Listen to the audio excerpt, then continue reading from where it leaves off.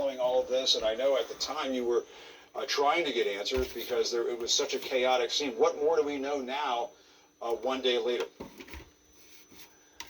Well, it's really striking, Jim, because at this time last night, this entire area here was, first of all, packed with people, but then after the crush happened, there were just lines and lines of bodies laying along this, and they've shut down the area. There are police who are out here just keeping the entire perimeter of Itaewon, the nightclub district here, blocked off, and you also have officers blocking off this particular area, which is still the focus of an intensive investigation. This is where the most of the people died, and you can actually see as we zoom past these officers here in this tape, there's bags with Halloween costumes with a shoe sitting on top one of them. You can see pieces of people's costumes. Many of them undoubtedly were among those who were killed. And there now have 154 people, as you mentioned, confirmed. The list of foreign nationals, countries that have lost people includes not only the United States, but China and Japan and Iran and Thailand, Sri Lanka, Australia, Austria, and the list goes on. It is truly an unfathomable situation, and a situation that people are saying now could have been prevented because there were reports to the police, which have a station within walking distance of here, that the crowd was getting bigger and bigger and bigger throughout the night, and we showed you images of just how massive this crowd crush was, even before it turned deadly. And so one of the questions being asked is, why did police not get out here sooner? Why were there not more officers deployed to make sure that people never had the opportunity to pack together so closely? Halloween horror and heartbreak. In Seoul's popular nightlife district, nightmare scenes. The narrow alleys of Itaewon lined with lifeless bodies, many in costume. Frantic first responders trying to save them. This is a row of stretchers that we initially thought were waiting for potential survivors of this incident at a Halloween party where thousands of people were packed into a relatively tight area. But in fact, we've now realized that these stretchers are being used to bring back bodies, and we've just seen body after body rolling past here. Most of those hurt or killed in their late teens and 20s, the local fire chief says. Young people from South Korea and beyond. Witnesses say Itaewon's iconic Halloween festivities always draw an international crowd. This video on Twitter shows an apparent lack of crowd control. A sea of bodies pouring into a tiny area. An ominous warning telling people to be careful. Police and emergency crews rushed to the scene shortly after 10 p.m. local Saturday night. Yonhap News Agency reported emergency lines flooded with calls from people in the packed area, saying they were stuck, suffocating. Some who fell down apparently crushed under a growing pile of people. Official causes of death not confirmed, but Yonhap reporting dozens suffered cardiac arrest. And I saw the people going to the left side, and I actually saw the person actually getting to the opposite side. So actually the person in the middle, they got jammed, and they have no way to communicate, and they cannot breathe. The fire chief calls this a presumed stampede. The investigation is ongoing. Social media video shows emergency crews struggling, pulling injured and unconscious victims from the narrow alleyways, still jammed with hundreds, if not thousands, of people. South Korea's President Yoon Suk-yeol holding an emergency cabinet meeting. The tragic incident now being treated as a national disaster. Authorities say hospital beds and morgues filling up fast. President Yoon making rapid identification of victims a top priority. Anxious families and friends desperately waiting for word, waiting for loved ones who left for a night of Halloween fun and haven't come home. Jim, this is similar to the alleyway where most of the people died in terms of the space across. It's maybe 7 feet or so. We spoke with a first responder who says that when they arrived... This is the very reason why getting into crowds right now, regardless whether you be here in America or in other parts of the world, is extremely dangerous because so many people after going through COVID, wants to get out and try to normalize their lives. They want to, engage in activities that at one time they used to engage in. And there's danger in crowds. I mean, you can get stampeded. I mean, those people in that concert down there in Texas of that rapper that basically got caught up with a stampede towards people either suffocating to death or people trampling them to death.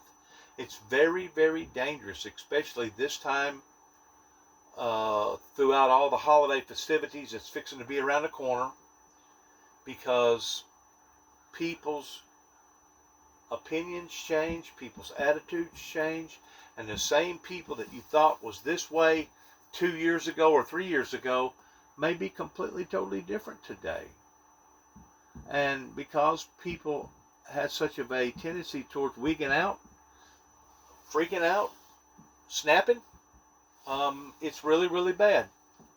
Recovering from those injuries, which include a skull fracture and injuries to his arm as well as his hands, it is without a doubt a very difficult time for Speaker Pelosi. We just saw her leave her home here in San Francisco. She ducked out of her garage right into her motorcade. They whisked her away. She did not stop to talk to the media, but she did send a letter out to her colleagues in the House of Representatives last night, emphasizing the grief that she is experiencing, that her family is experiencing right now.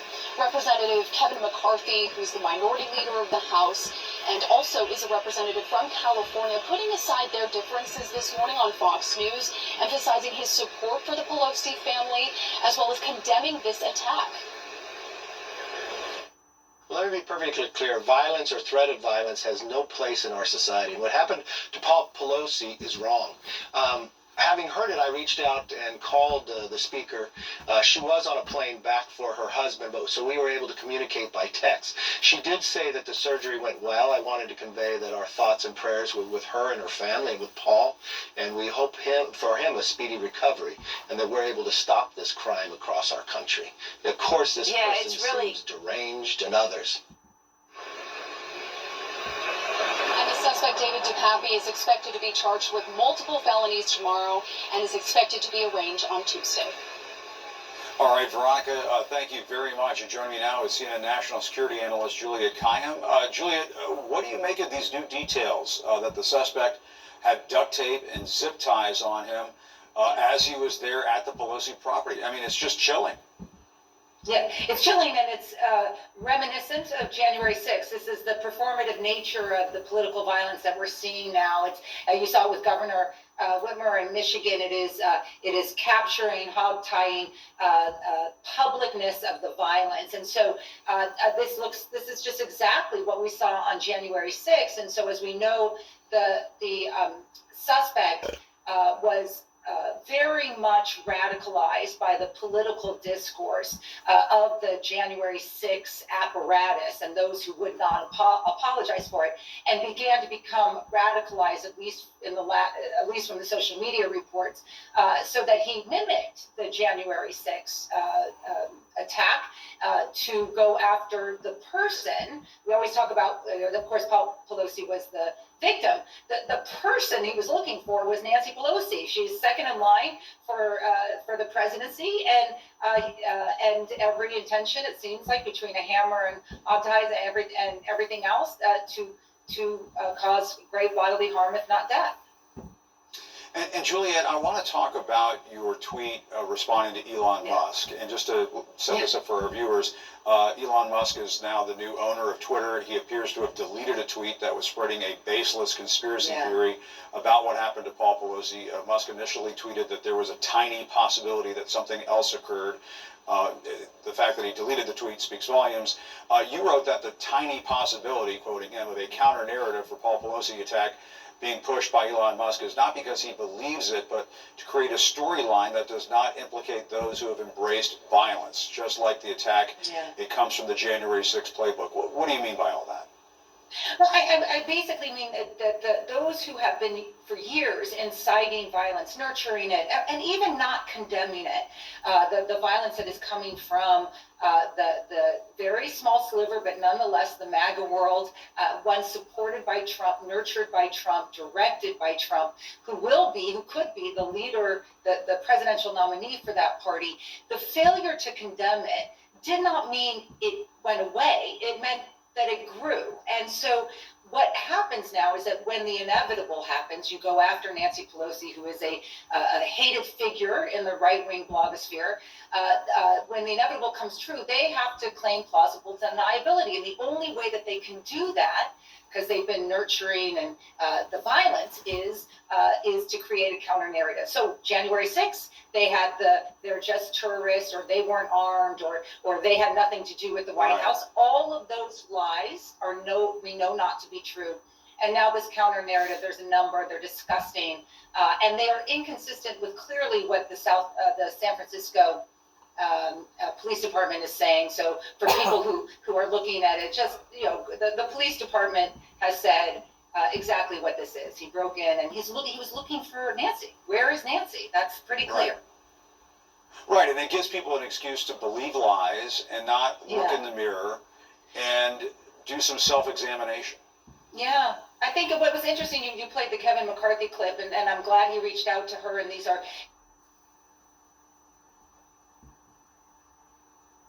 I think what our... And so he's putting it into... I think what our news media needs to be corrected on, as well as our social media networks needs to be corrected on, is just exactly how lethal that misinformation can be, and how lethal that their inventions toward being able to broadcast various information across the planet, how lethal that it actually can become. Seems like it was about 25, maybe 30, maybe longer years ago.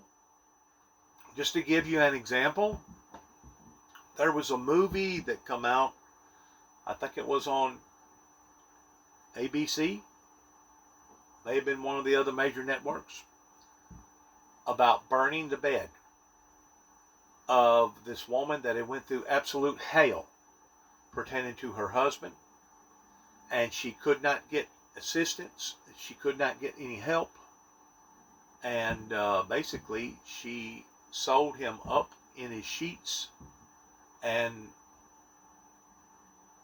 the way I understand it, duplicated the very movie that was on the night before. A matter of fact, they'd done some research on that and found out that that it had been duplicated in several different areas here in America after that program had been put out to the general public.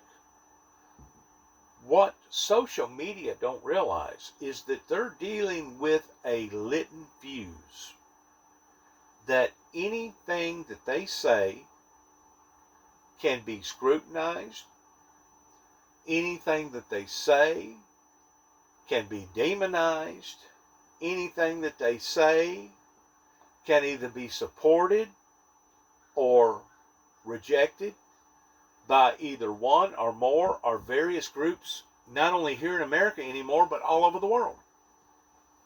So this invention, I'm going to use that terminology, this invention that now has suddenly mainstreamed into people's lives has the potential to destroy people's lives just at the wink of a millisecond. In South Korea, isn't it?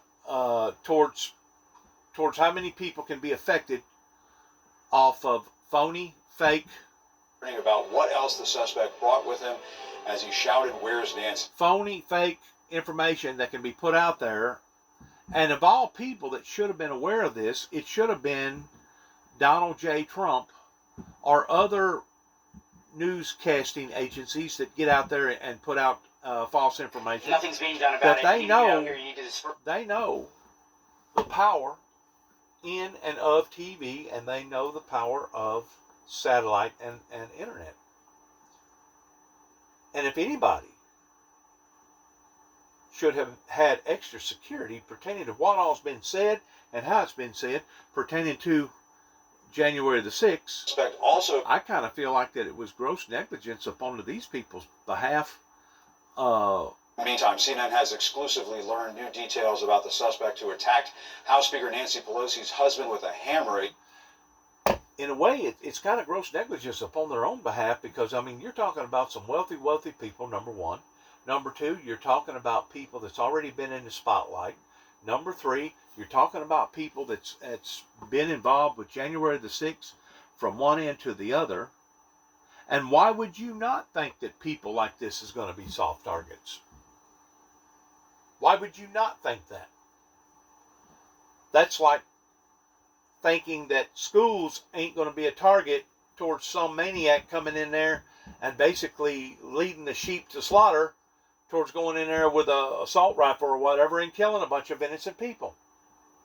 We are living in a time unlike any other time that we've ever lived in.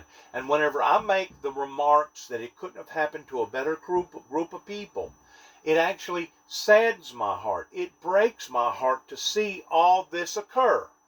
Because nobody that loves their country, that loves what their country's supposed to stand for, I don't think nobody actually wishes bad will upon to their own country, unless they're out of their freaking minds or they're evil to begin with.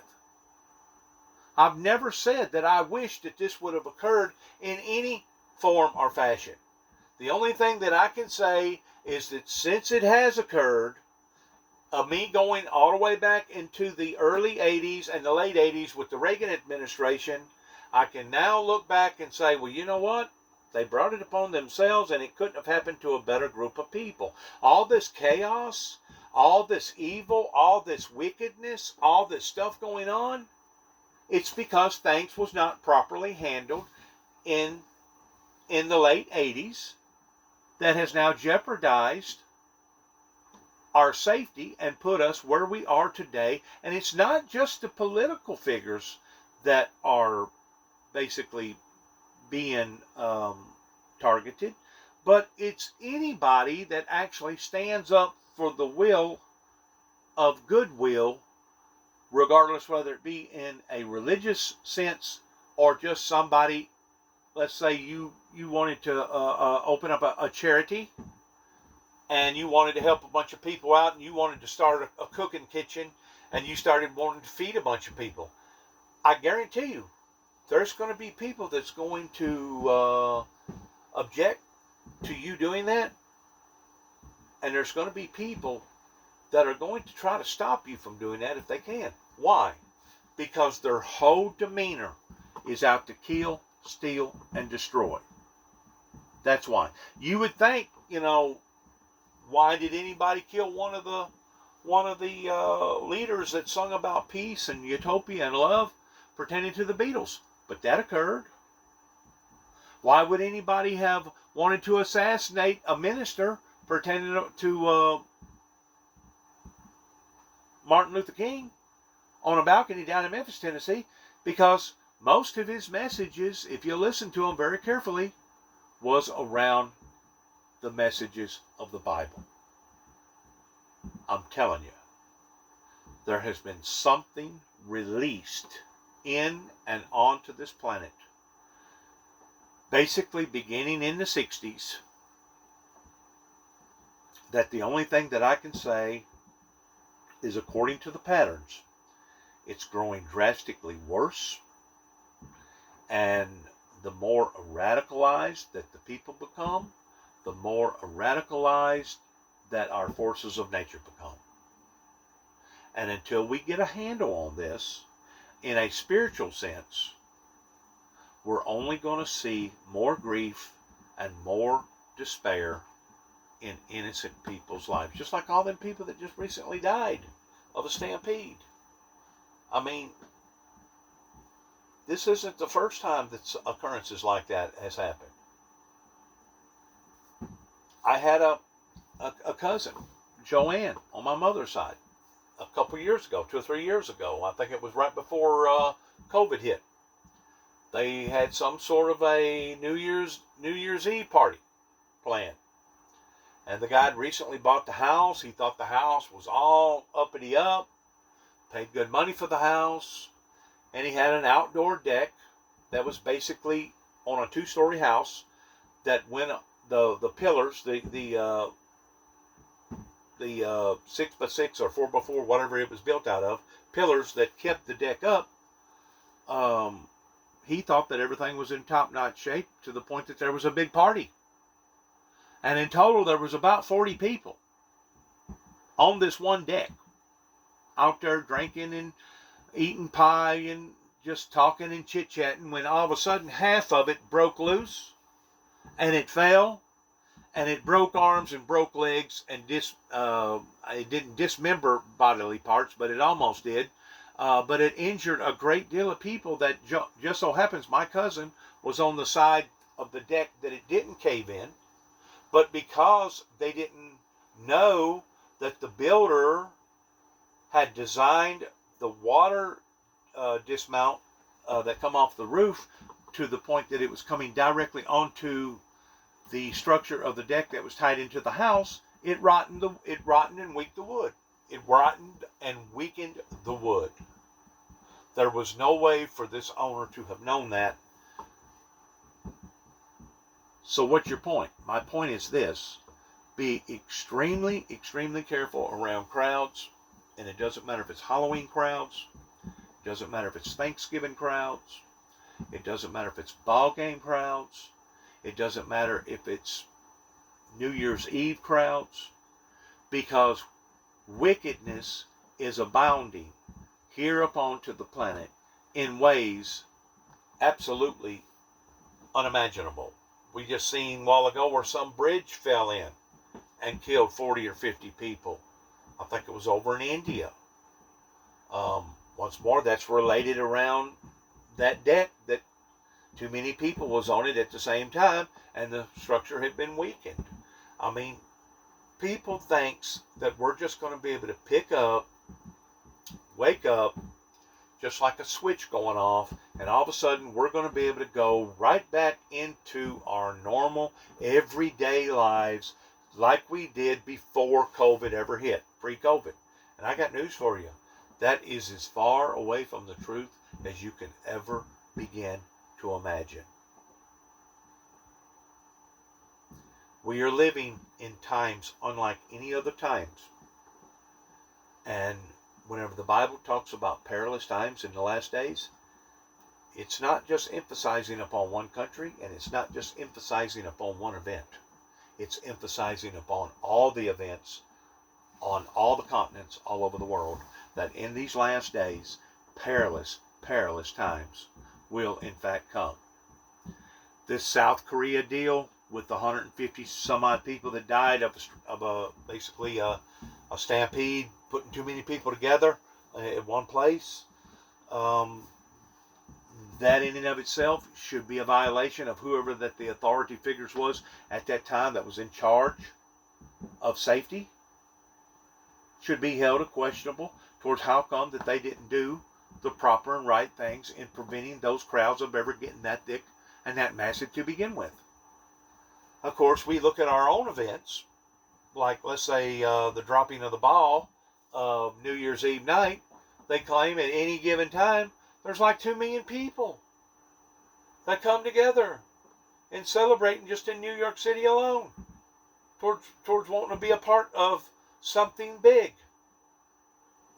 I'm telling you, this year, since COVID has released its part of its grips off of people, there's other things to keep in mind that are just as lethal as COVID ever thought about. And of course, we're seeing sicknesses hit children. We're seeing other types of illnesses escalate here in America. And I guess the point that I'm trying to make, if I'm going to make any kind of point, is that we are not out of the woods. If anything, we haven't even gotten in the thick of it good yet, pertaining to all these events with our forces of nature and all the other bloodshed pertaining to Ukraine and seeing the starvation and people not being able to afford to eat and crime going up. We ain't even got in the thick of this thing yet. So whenever the little fat lady says that it ain't over, to the fat lady sings, I got news for you. The fat lady has not sang. We're not through with seeing what we've been seeing, which is on the level of nothing but destruction, harm, and hurt to the Homo sapiens. And one thing exacerbates another thing that exacerbates something else. And until we get a toehold on this, my friends, and understanding that we are basically under attack, we are being inundated, just as the Bible talks about, of this Lucifer spirit, this evil demonic spirit that will come down in great wrath because it knows its time is short. In other words, the clock is ticking, and it's not ticking in or on the behalf of favoritisming towards not just society being judged in these last days, but the Luciferian Lucifer himself, the Antichrist himself. The tick-tock clock is ticking, and he knows it. And it's just a matter of when the Heavenly Father decides to put an end to this, towards him coming back in flaming fire, taking vengeance upon them who know not God, according to the Bible, that he will basically burn down every structure that's burnable, throwing this great planet off into great tribulation. We are in the level right now of the highest level of something major fixing to happen. And it's going to be up to the will of the people, if they have gotten enough of this, towards wanting to actually see a divine spiritual revival, or if they're wanting to play around with these little games and watch people's lives get destroyed in one form or another. That once more, the people that could have embarked upon doing the right thing with the Windmill Ministries missions 30 plus years ago that did not, will give an account for these things. Regardless whether it be the bankers, regardless whether it be the townsmen, regardless whether it be religious people or non-religious people, regardless whether it be lawyers, judges, politicians in general, or preachers. These people will give an account for this, because they have sat back and allowed for this to fester, to grow, to intensify, to multiply, to where we are today, towards seeing death and destruction on every level. So whenever I say what I say, I'm not picking out one particular person like Nancy Pelosi, that it couldn't have happened to a better group of people. I do not mean that, first of all, personally, and I don't mean that as in I wanted that to occur. Because trust me, that is the very, very opposite of what I wanted to occur. Anything that supports violence, harm, and hurt, up front, my personality is to steer clear from any and all violence. Once more, I was judged here in Northwest Tennessee off of the content matter of that in which what I was teaching or preaching pertaining to the opening of the seals, pertaining to the book of Revelations, that's in correspondence towards the book of Daniel, the last chapter of Daniel. I was judged and condemned. Then, not only tried, but I was provoked in these evil demonic spirits working through these people of trying to get my brother and I to cross that line and to basically shoot ourselves in the foot. It just so happens the pressures was so severe that my brother couldn't endure it. He couldn't take it. His mind couldn't take it. His heart couldn't take it. His body couldn't take it. To the point that whenever he went to bed one night after going to work that afternoon and his supervisor telling him that he looked bad and he needed possibly to go to the doctor, he went home and never got to see the sunrise again. And to think how this neighborhood rose up in once more wanting to attack me because of my own brother's death should speak volumes about the type of people that initiated this type of stalking or this type of torment into our lives that also had an effect on my life towards me growing desperately depressed to the point that there for a while I thought that I was going to die. Just so happens, since of last year, I went from 367 pounds. Now, the last time I weighed was 328 pounds. I have lost a great deal of weight since then.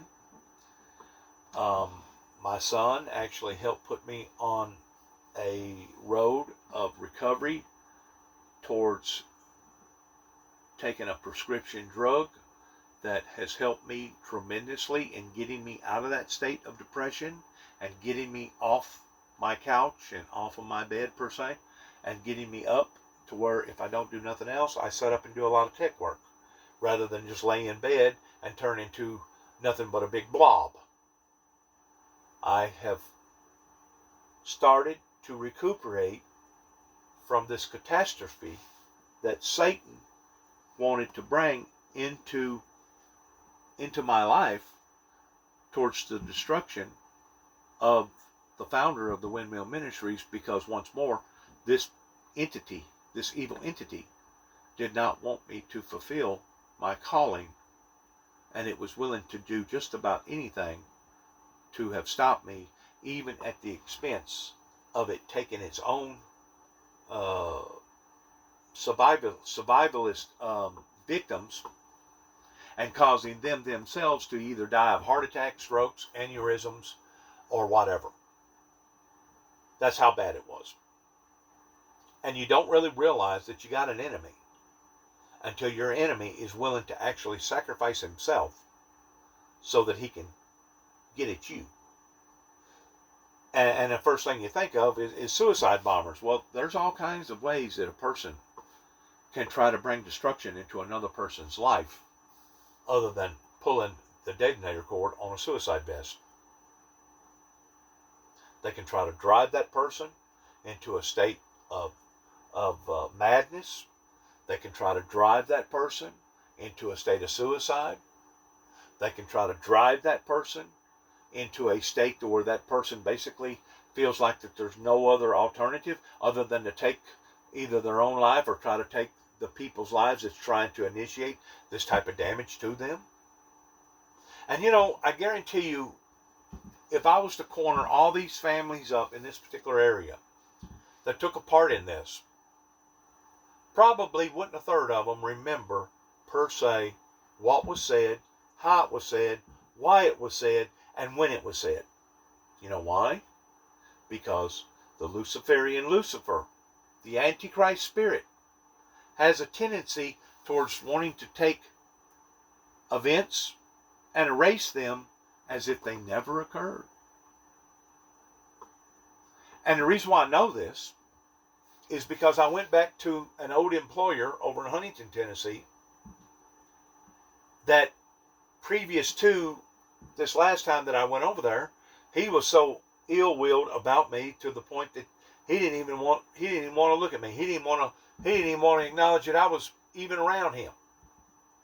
Basically giving me the cold shoulder, telling me that I wasn't even welcome on his property. Well, this time, whenever I went back, he was all talkative, all favoritism towards liking the conversations that we was embraced up into towards talking. Wanted to talk about God a lot. And maybe something did click with this individual to the point that he realized that he was attacking me for no just reason. And maybe he decided that, you know what, I'm going to start doing the proper right thing whenever Dennis comes around. But then again, it may have been just primarily because he had forgotten about some of the controversial arguing moments that we had entangled ourselves into. And that's how Satan does. Satan blinds his people.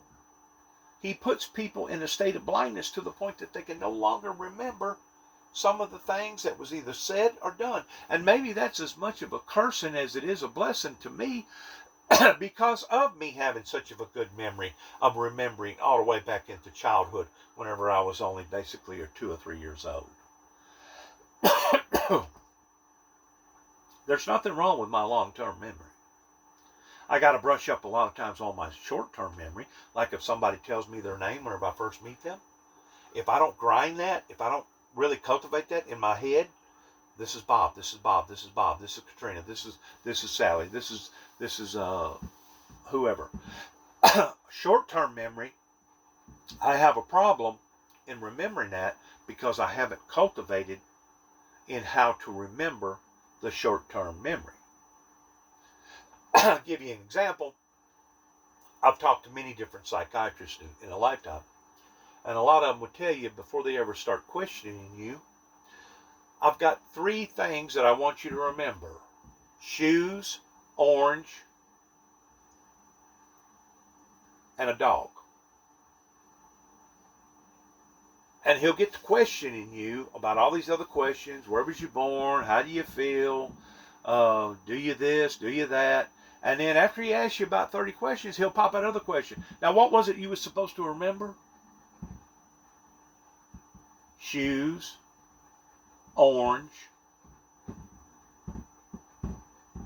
and what else?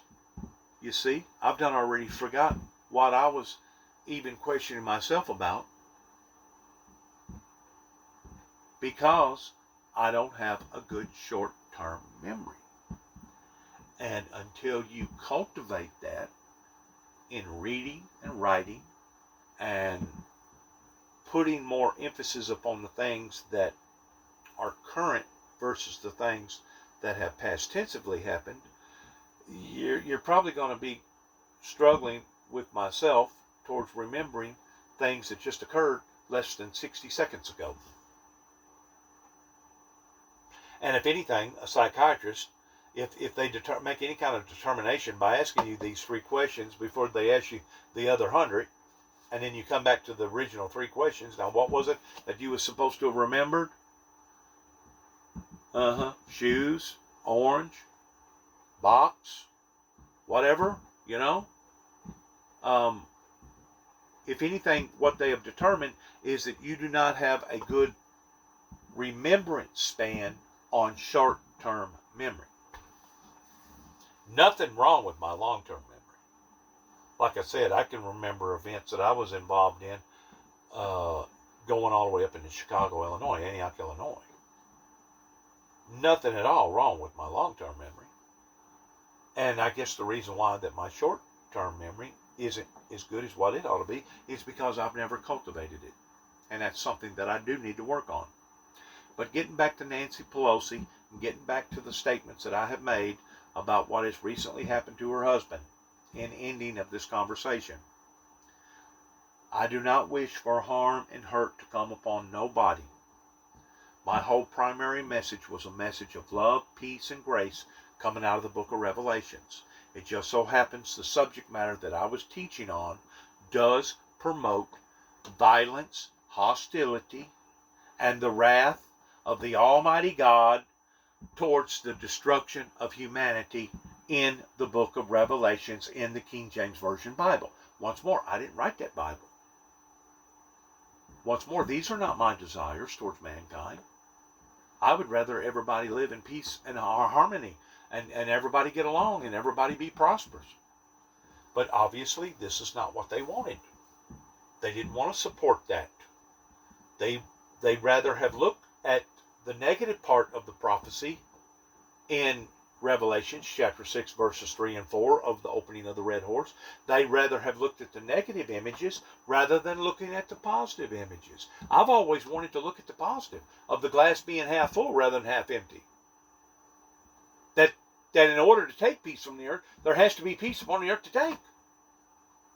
But once more, that's not how, obviously, that they wanted to characterize me, and they actually tried and tried and tried and tried unsuccessfully to get me to demonstrate something totally different. Even at the help and the helm of law enforcement and the political system, dropping the ball of dereliction of duty and not doing what they were supposed to have done in these mainstream events that has affected so many families here in this particular area, that they basically was hoping for the same thing. Now, they'll tell you, now he's a liar. We wasn't hoping that there was going to be blood on the floor. That's what they'll tell you. They'll lie to you and they'll tell you that. Just like they'll lie to you and tell you that they care about your family, or they care about that pothole in front of your road, or they care about that dilapidated this or that dilapidated that, or they care about this family, or they care about that family. They'll lie to you. And how many times have we seen that again and again and again? That's what has put us where we are today. That's the reason why I say the things that I say, that it couldn't have happened to a better group of people pertaining to all the chaos that has erupted here in America, because they was a part in wanting to do away with the true righteousness and holiness of God. They wanted to take God out of the schools. They wanted to take God out of the courthouses. They wanted children to basically raise themselves. They wanted to have all this open nudity and pornography towards getting everybody hooked on a bunch of dirty, filthy stuff that really and truly should be privatized more than out in the public. But, you know, once you contaminate a group of people and they become contaminated, then it's like a spreading cancer. It only gets worse and intensifies and gets worse. So really and truly, Nancy Pelosi and her husband too should have been more on their guard towards either hiring protection or having protection outside their compound, or having somebody inside the house all the time to protect and make sure everything was being held, of the way that it's supposed to be held. Because any of these politicians now today, because things has gotten so far out in left field, if you don't have a sense of protection, I don't care if it ain't nothing but a dog or a baseball bat, you are an awful, awful, gullible person if you think that people out there won't initiate this type of hardship upon to others. We have seen senators, we have seen other people take on pot shots. They assassinated one of our presidents in 1963. I realize that this country don't want to look at itself towards being a third world country, but we're basically fulfilling all the characteristics of today the same as a third world undeveloped country because of all the violence. And that's what they was hoping out of either my brother or myself, that never did materialize. The judges up in Weakley County and all these law enforcement agencies associated either with the county or these various little towns, they need to be able to look at themselves and say, you know what, our attempts failed towards trying to push Juby off the edge to the point that Juby took the law into his own hands. See, they wanted to take the sword away from me beginning in 1989. They didn't want that sword that I'd purchased in St. John's Street in St. Augustine, Florida, in 2007. They didn't want that sword to be rededicated back over to God, pertaining to it being the sword symbolizing peace on earth. They have done everything imaginable towards trying to destroy my life and destroy this ministry. That has now led me to where I look at all these different events, and why would I not say what I say, that it couldn't have happened to a better group of people? Not that I wanted it to happen. I didn't want January the 6th to happen. But once more, because of what Homeland Security done and various politicians going back in the late 80s, they know what they've done here. They know exactly what they've done here. Especially that manifested 9/11. That we're still paying the consequences for, and probably ain't through paying the consequences for, because of various people that's in control of the petroleum oil industry are basically going to hold a bunch of people hostage, trying to blackmail them over this energy called gasoline or diesel that comes from the spigot. And the more that they raise the prices on the energy, the more that the food goes up. The more that the food goes up, the more that people can't afford the food. The more that people can't afford the food is going to be the more that people resort into violence or hostility or crime in general to try to survive. One thing exacerbates another thing that exacerbates something else. It's unbelievable in what I'm witnessing right in front of my very eyes. But what even adds insult to injury is that to this day, in the year 2022, this is October the 30th, tomorrow's Halloween, which I got a lot of different memories about Halloween, especially those that recently happened to me in 2008 up in California, whenever I lost my job and lost my apartment all in one day. Going all the way back whenever I was 10 years old, my mother was trick-or-treating. I had the little brother in the back seat. He wasn't quite old enough to trick-or-treat, but we fixed him up too. Being right on the other side of Cydonia, going towards Sharon, whenever we was driving, I think it was one of those kind of automobiles that whenever you mash the gas all the way down to the floor, it initiated the starter system, and that's what basically started the starter, and it cranked up. I think it was a station wagon, maybe not a station wagon, but I do know this, that whenever you got ready to put it in gear, you punched a button. You put it in gear by pressing a button. I don't remember what kind of car it was. I'm pretty sure that those that are more acquainted with automobiles would probably be able to peg it. This was in 1968 or maybe 1969, either the first or second year that we'd moved down to Tennessee, and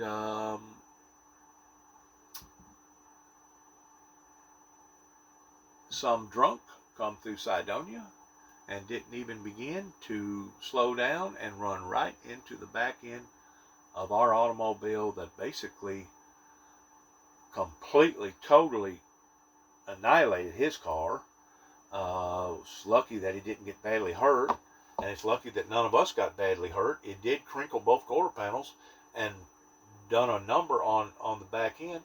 And as far as I was concerned, during the month of Halloween, during the night of Halloween, on trick-or-treat night, that was another move by the Luciferian Lucifer that was trying to destroy Dennis James Juby Jackson's life.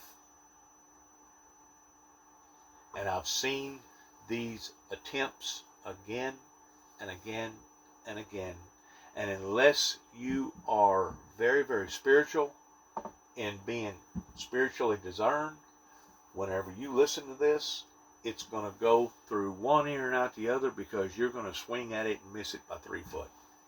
because you're not going to be able to relate to the things that I'm telling you about. But then again, there's other people out there that are spiritually discerned that will be able to tell you, you know what this individual's talking about is so. Because they themselves has had the same thing happen to them. Because why? Because the Luciferian Lucifer seen them as a threat too as well. And until we're willing to bond together and come together, we're going to only see these exchanges with our politicians and law enforcement agencies. We're only going to see these things gravitate and grow worse and worse and worse. It breaks my heart to see it. But at the same time, I can't dismiss the fact that I do still have human characteristics by saying, well, it couldn't happen to a better group of people because they brought this upon themselves. Obviously, they didn't want peace. They wanted a generic peace. They wanted an aftermarket peace. They didn't want a true jubilation peace. Good luck to all of us. God bless America. God bless America's endeavors. God bless our troops. And may we continue to strive towards the righteousness of God, towards going forward and not backwards. And may we continue to pray for one another and embrace one another in the Lord Jesus Christ, so that we can see the manifestations of the things that God intended for us to see and witness and be a part of in these last days. Thanks again, and shalom.